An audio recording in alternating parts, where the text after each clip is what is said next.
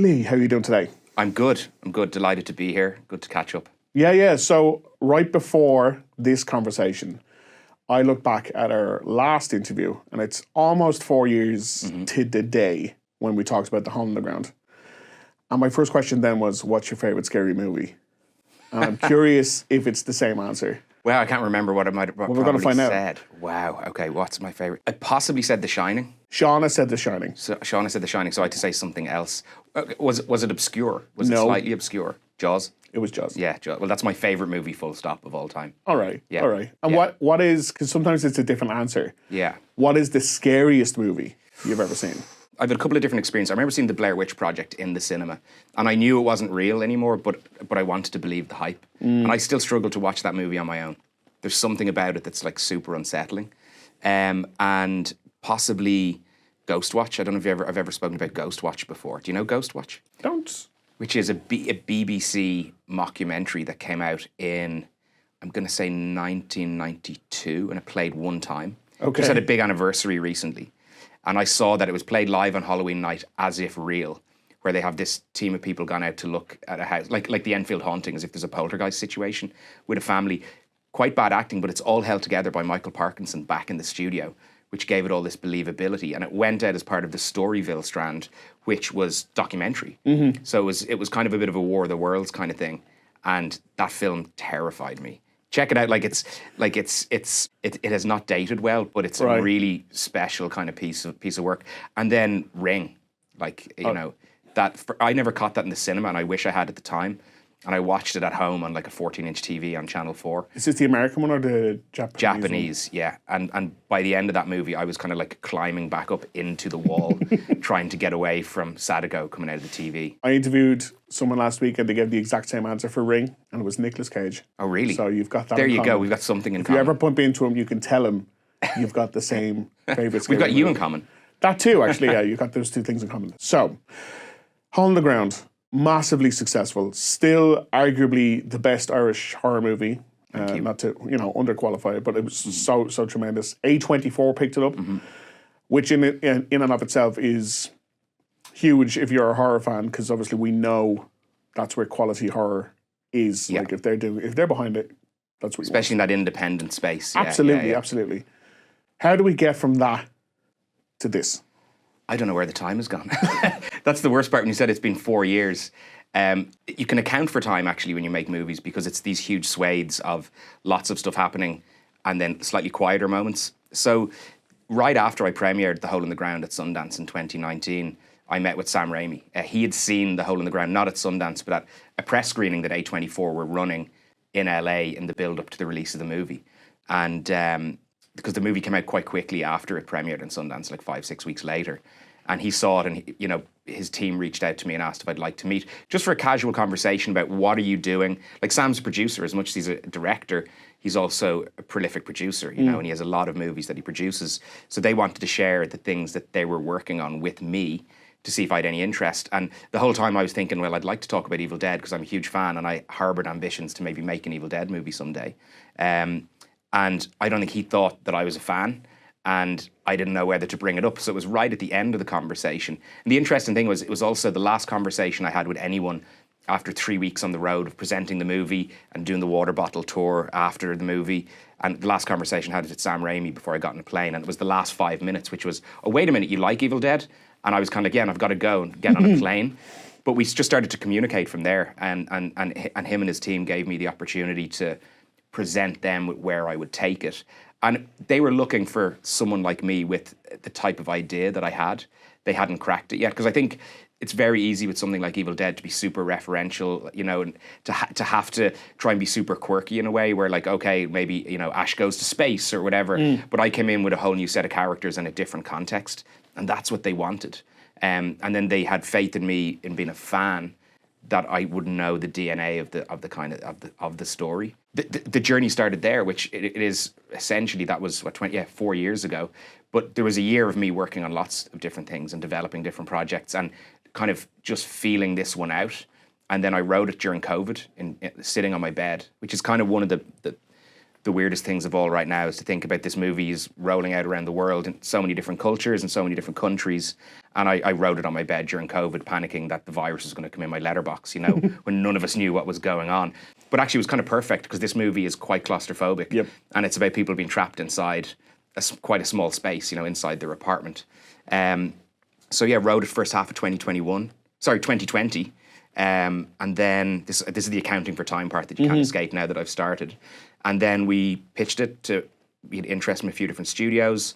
New Line Cinema came on board September 2020. And I was in New Zealand, February 2021, starting prep on the movie. I was there for 8 months. It was a long shoot, long prep, and a very long shoot with a 2-month COVID lockdown with 8 days to go. So that kept me there for a little while longer. And then post-production till last August. So as much as it's felt like a long time, the only wait has been finishing the movie in August and actually waiting for our release date this April. That's been the one period where I haven't been aggressively working on the project. And I think like that timing, that gap where you start to allow for word of mouth to build. Yeah. Because I was looking right before, at the time of recording, I think it's got a 96% on Rotten Tomatoes. And that's obviously not the be all and end all, but it is also really nice. It helps. To get. It's better than being 6%. Exactly. Yeah. And it is the kind of movie where I can see word of mouth traveling it so much. Like it would have as much power almost as a really good advert campaign. Because if horror fans are saying this is the one you need to see, and off the back of it premiering at South by Southwest and the huge kind of Twitter reaction to it, and some of the stuff's already gone viral, that must be nice. That's a nice feeling. Yeah, it's great to know that people are reacting to what the movie can be. And you've got to kind of shake off quite a lot of cobwebs of the past, because there are fans that will say things like, no ash, no cash, they're not. But they've all quietened down as the movie has started to take on a life of its own and people have started to get a sense of it. And the word of mouth has started because there's some secret screenings and things like that. So people are getting introduced to the movie a little bit. And I think the next couple of weeks in the build up to release are really important, especially with horror movies, because they get the big heavy part of the promotion comes really late and they burn really bright, and then they not vanish, but they fall off very quickly. So kind of about to enter the eye of the storm right now. But it's nice to know that people are, I suppose, just connecting with what it is. And it was interesting because, again, writing the movie during COVID, I always felt by the time this movie came out that hopefully we'd be out the other side and people would want to go to the cinema and just be entertained with something scary, something that's like a terrifying roller coaster ride. And kind of luckily found myself in that position where people are responding to the movie in the way that I intended them to, I suppose. Yeah, like I've seen it, and the words I'm using more often to describe it is relentless. Yeah. Because normally in horror movies, there's a few scenes scattered throughout where people take the time to go, wow, that was crazy. Let's talk about what it could be and break down the horror and have like an emotional beat. But you managed to compress that into what feels like 5 or 10 second long scenes. Yeah. And then it's straight back into the next nightmare, which is massively commendable because it does not outstay its welcome at all. There's not an ounce of fat on it, which I absolutely adored. But the thing that I picked up on was that it feels like the mirror image to Hole in the Ground, in that Hole in the Ground was a mother in the middle of nowhere, essentially, and a demonic child. And here we've got the children in the middle of a very built-up area and a demonic mother. Correct. And I loved that was like the mirror image of the last thing that you did. Yeah. And also very different to everything else that because even Evil Dead, the 2013 one, I think we're on the 10-year anniversary of it now. Yeah, exactly. And it actually released, I think, in April around the same time in 2013. It did, yeah. So, and that had an interesting idea with the withdrawal. Yeah. A good reason to get them into the cabin in the woods, but it was essentially another Evil Dead in the cabin in the woods. Yeah. So, was there any pushback to the idea being that different to what maybe fans have, like no ash, as you mentioned, no ash, no real cabin in the woods except for one or two scenes. There's a couple of scenes there, yeah. Was there any pushback to having that be completely different to what come before? Luckily, there wasn't, actually, and it's a question that does come up. In a way, it wasn't a hard sell. The guys like Sam Raimi, Rob Tapert, Bruce Campbell, they wanted something different. Essentially they'd done a reboot in 2013, and they weren't looking to reboot that again or reboot what they'd done before. But I think one of the things I spoke to Sam about, like what I love about Evil Dead, and sometimes gets overlooked, but it's really deep in the DNA of it. It's actually quite a psychological movie because somebody gets possessed and then they taunt. They actually play psychological warfare with the people they love or the people that are around them. And I remember talking to Sam about that quite early on, and that's when he realised I really got what it was all about. And therefore you can transfer the power of that to anywhere. And I'm always drawn to telling stories about family, about, parental and child relationships. And so it just felt like naturally, like within, I think on the flight back after I first met Sam, within that like short period of time, I was already like, I want this to be a story about a mother and kids. And I kind of quite quickly was like, I wanted to be a single mother. And then I wanted to bring in some other themes about maternal and like parental fears into it. So I got that feeling quite early on, but then it takes a while to actually dig out what that story could be. And it's something, I was thinking about this recently. It's always a fun part of the process when you make a movie is getting to talk to people like you about it, because it makes you think about what it is that you do. Because when you're in the trenches, you're just trying to survive. Then you get a chance to reflect. And I kind of was like, wow, will I ever be able to make a film that isn't about family? I wondered to myself, could I just make it about a bunch of teens? And then I started thinking, I'd always tell a story, there's a sense of family to whatever that set of characters are. And a little bit of what this movie is about is the destruction of family, but there's a little bit of hope in the end. Family doesn't have to be traditional. It could be a strange collection of people. It could be you and your best friends. It could be you and your uncle, or whatever it might be. Family doesn't need to be straightforward, and that's the little bit of hope in this story. But I think I'm always, I'm drawn to. It's interesting to say that it's like a mirror. I didn't necessarily approach it thinking I have to do it that way, but I think it naturally just came out. Yeah, like with the inclusion of family, I guess, and you might have to bleep this out, but I guess the moment I knew you weren't around was when in horror movies kids can be in peril, but not necessarily in mortal danger. Yeah. And that is not the case here. Yeah. They are in the... I don't know why I'm smiling so much there. Because you know how much mortal danger they are in this movie. Yeah. I don't want to say any spoilers whatsoever, but bad things happen to nearly everyone in this film to some extent. Yes. Was there any pushback on that? Because that can be the kind of litmus test in terms of allowing horror to happen to young kids. Yeah. Was there any issue there? Not internally with the producers and how we wanted to make the movie. Because the moment I said it's Evil Dead and there's going to be kids and there's going to be family, the assumption is that all bets are off. Where we did have, just interesting in terms of pushback in the process, I finished the screenplay and then you bring it to all the major studios to see who wants to finance it. And we had quite a lot of interest because it's a legacy title with a big fan base and people really like the screenplay is as energetic a read as the movie is on screen. But I do remember one, I won't name what studio, but one major studio really wanted to do it. But they said, one caveat, it can't be a mother, it needs to be a babysitter. And I just went, well, that isn't going to work because you're undermining all the themes that have been put into the movie. It's just that you're asking me to make something different. So there was definitely some pushback and fear. And ultimately there was some studios that couldn't necessarily take the gamble. But when New Line kind of popped up and, they're the house that Freddie built. But equally, I don't know, they make the Conjuring movies and kids tend to survive. Yep. This film, I don't want to say what happens, but all bets are definitely off when it comes to, the possession and what that possession can do to the family unit. Yeah, like that.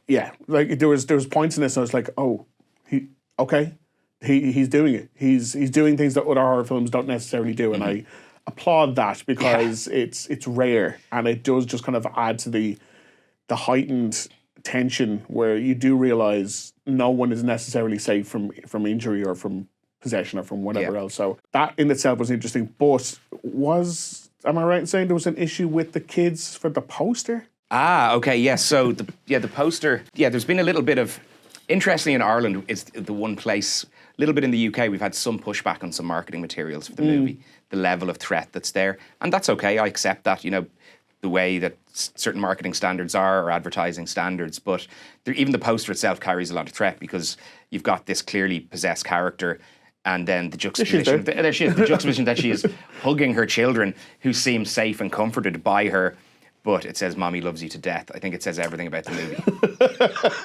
And the Irish advertising, they were like, no, we're not accepting that. Yeah, we had to make some changes to the trailer to actually show the trailer here as well. So the Green Band trailer is a unique cut in Ireland than nowhere else in the world, actually. Oh, wow. We had to make a couple of little tweaks. And interestingly, the tweak that we made, one of the tweaks we made to the trailer, I think is far more threatening than the thing that was deemed too intense.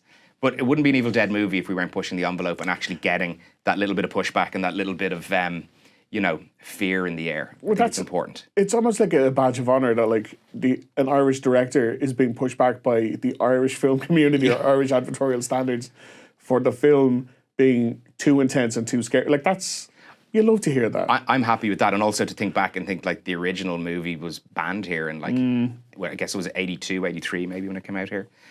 So I'm closing that circle really nicely. There's been a lot about the cheese grater in the trailer. I think you got a tattoo of it as well, did you? I do. I'm not going to try and get it out through this jacket, but yes. But it's on Twitter if anyone wants to check it out. Is bravo, first of all. But so there was the cheese grater, and there's a line that, like, in The Office, there's another mega movie fan in there, and every now and again, one of us will just say, for no reason whatsoever, Mommy's with the maggots now. Mommy's with the maggots now. And it's just such a great line. So with that, with the cheese grater, with a few other bits in the film that, again, I'm not going to spoil. Yeah. Can you feel it in your gut where you're like, yeah, I've got this? Yeah, I think there's certain moments like that like the cheese grater moment is obviously a big one that people have really latched onto because it's quite perverse. And that came down to me in my bedroom, reaching that scene, writing this particular fight sequence. Like that whole, it's not just the cheese grater, that whole scene is I enjoyed directing that scene so much, the little sequence, and there's actually a great metaphorical value in it as well in terms of that psychological warfare.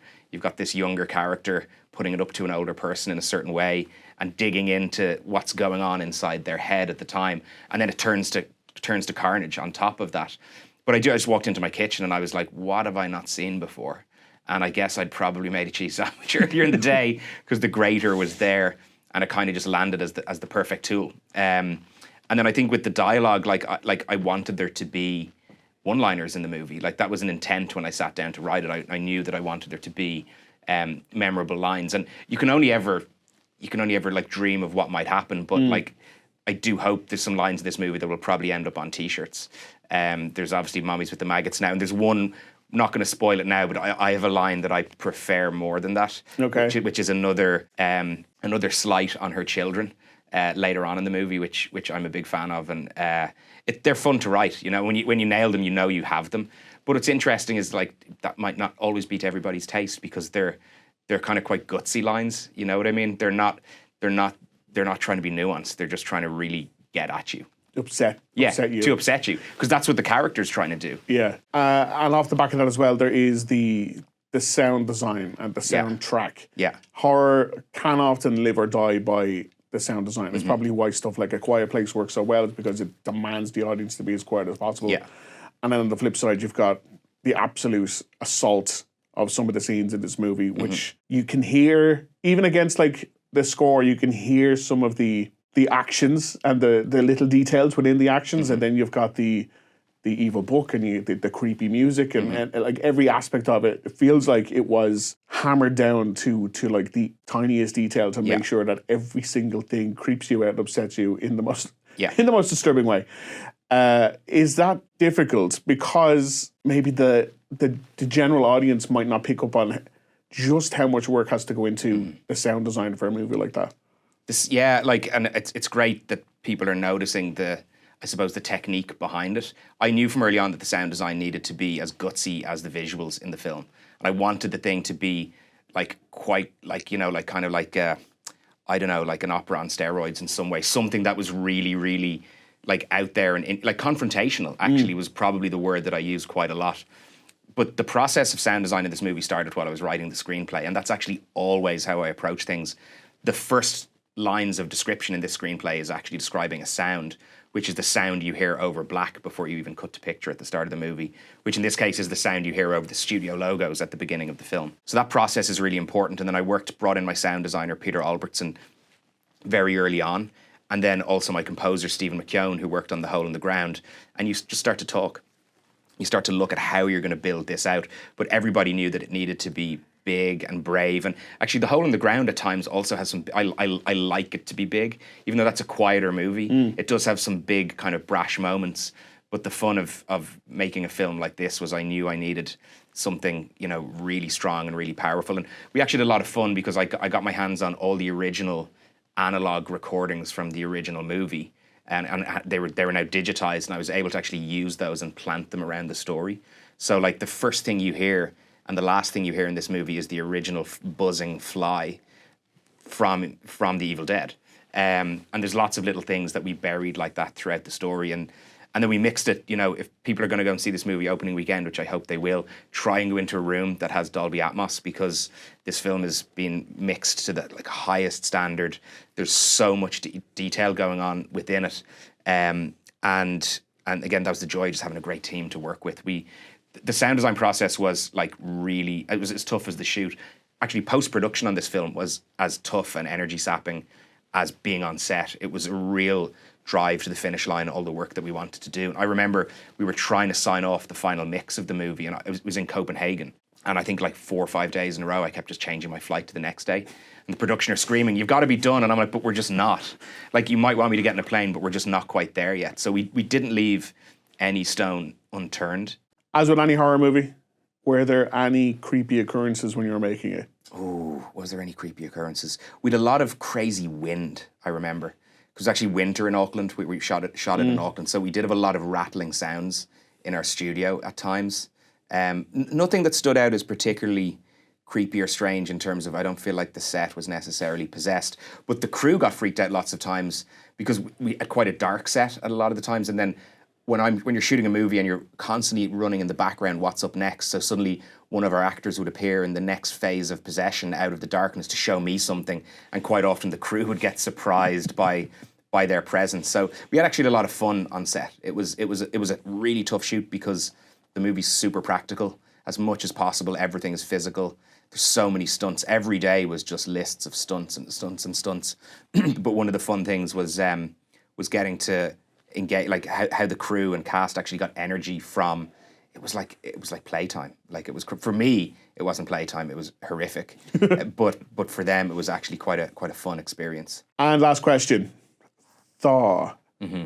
I read the synopsis. It sounds a little bit like The Mountains of Madness, which hasn't really been tackled at all, I don't think, by Hollywood.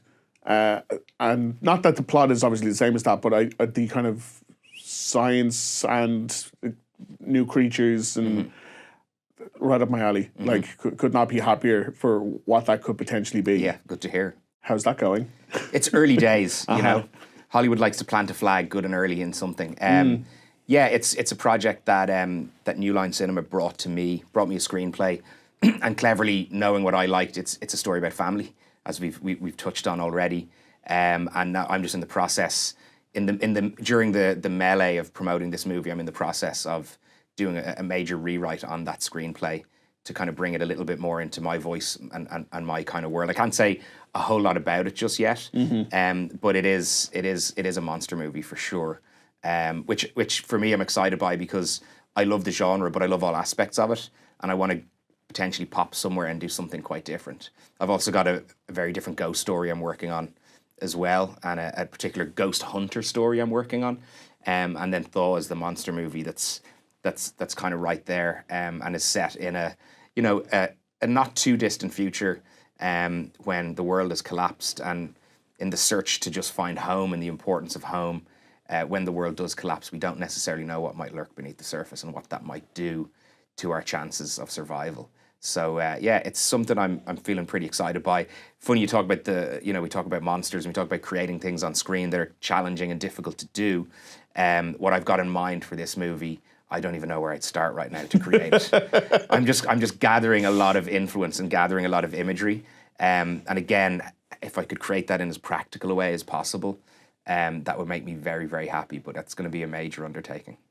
Yeah, like if this is what you're doing to The Evil Dead, then I can't wait to see what you do with an actual big monster movie. So very excited. Lee, thank you so much for your time today. Pleasure. Thanks so much, dude. Thank you. Thank you. What will be, will be.